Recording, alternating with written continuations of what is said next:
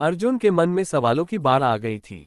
वह अब समझ चुका था कि रेवती की आत्मा को मुक्ति पाने के लिए केवल एक तरीका था, हवेली के भीतर जो श्राप था उसे तोड़ने के लिए उसे अपनी जान की बाजी लगानी होगी।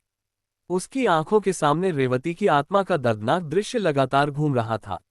क्या तुम तैयार हो? वह आवाज फिर से आई, हल्की सी, जैसे हवेली की दीवारों से निकल रही हो। अर्जुन ने देखा, रेवती की छवि अब धुंधली नहीं बल्कि साफ साफ दिखाई दे रही थी। उसकी आंखों में एक शांतिपूर्ण स्वीकारोक्ति थी, जैसे वह जानती थी कि अर्जुन को ही उसका उद्धार करना है। अर्जुन ने गहरी सांस ली और एक आखिरी बार उस कमरे को देखा। उसने महसूस किया कि हवेली अब भी उसे पकड़ने की कोशिश कर रही थी। उसके भीतर एक गहरी ऊर्जा और खौफ था। उसके चारों ओर पुरानी दीवारों की दरारें और फटी लकड़ी के असंख्य शोर थे।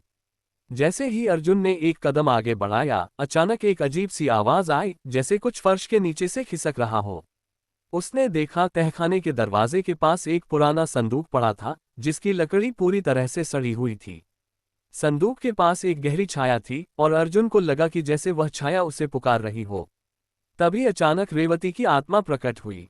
उसकी आंखों में एक बर्फीला आक्रोशित गुस्सा था। तुम मुझे नहीं बचा सकते, उसने कहा, यह हवेली कभी मुक्त नहीं होगी। लेकिन अर्जुन ने डर को नकारते हुए संदूक खोला। अंदर वह रक्त से सनी हुई चिट्ठियां और एक पुरानी मूर्ति थी। मूर्ति के हाथ में एक तंत्रिका बंधी हुई थी, जो श्राप का सबसे बड़ा राज था।